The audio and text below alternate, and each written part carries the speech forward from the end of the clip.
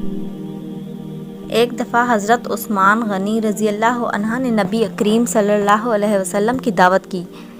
جب نبی کریم حضرت عثمان غنی رضی اللہ عنہ کے گھر کی طرف تشریف لے کر جا رہے تھے تو حضرت عثمان غنی رضی اللہ عنہ نے آپ صلی اللہ علیہ وسلم کے پیچھے پیچھے چل رہے تھے اور آپ صلی اللہ علیہ وسلم کے قدموں کی تعداد گن رہے تھے۔ سرکار دو عالم صلی اللہ علیہ وسلم نے جب منہ موڑ کر یہ معاملہ دیکھا تو مسکرا کر پوچھا، اے عثمان، کیا کر رہے ہو؟ حضرت عثمان غنی رضی اللہ عنہ نے جواب دیا، یا رسول اللہ صلی اللہ علیہ وسلم، میں آپ صلی اللہ علیہ وسلم کے قدم گن رہا ہوں تاکہ میں اتنے غلام آزاد کروں۔ دعوت ختم ہونے کے بعد حضرت عثمان غنی رضی اللہ عنہ نے ایسا ہی کیا اور اتنے ہی غلام آزاد کیے۔ حضرت علی رضی اللہ عنہ اس دعوت سے متاثر ہوئے اور گھر آ کر حضرت فاطمہ الزہرا رضی اللہ عنہ سے اس دعوت کا ذکر کیا۔ حضرت فاطمہ الزہرا نے فرمایا، علی رضی اللہ عنہ، اگر آپ چاہتے ہیں تو ٹھیک ہے، آپ رسول صلی اللہ علیہ وسلم اور آپ کے اصحاب کو بلاؤ اور میں دعوت کے لیے کچھ پکا لوں۔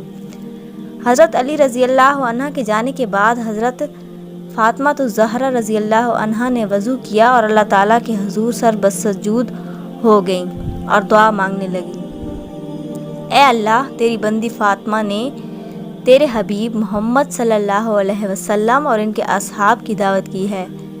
تیری بندی کا صرف اور صرف تجھ پر بھروسہ ہے، لہٰذا اے میرے مالک و خالق، آج تو فاطمہ کی لاج رکھ لے اور اس دعوت کے لیے کھانوں کا انتظام عالم غیب سے فرما۔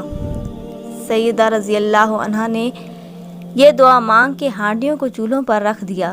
اللہ کے فضل و کرم سے تمام ہانڈیاں رنگ برنگ کے کھانوں سے بھری پڑی تھیں۔ جب سرکار دو عالم اپنے اصحاب رضوان اللہ علیہم اجمعین کے ساتھ تشریف لے آئے تو حضرت فاطمہ الزہرا رضی اللہ عنہ نے ہانڈیوں سے ڈھکن اٹھا کر کھانا ڈالنا شروع کیا۔ اصحاب رسول اللہ صلی اللہ علیہ وسلم کھانے کی خوشبو سے حیران رہ گئے۔ جب صحابہ کرام رضوان اللہ علیہم اجمعین نے کھانا کھایا تو کھانوں کی لذت نے مزید حیران کر دیا۔ نبی کریم صلی اللہ علیہ وسلم نے صحابہ کرام رضوان اللہ علیہم اجمعین کو حیران دیکھ کر فرمایا، حیران ہو رہے ہو؟ تمہیں معلوم ہے کھانا کہاں سے آیا ہے؟ تمام صحابہ کرام رضوان اللہ علیہم اجمعین نے عرض کیا، اللہ اور اس کا رسول بہتر جانتے ہیں۔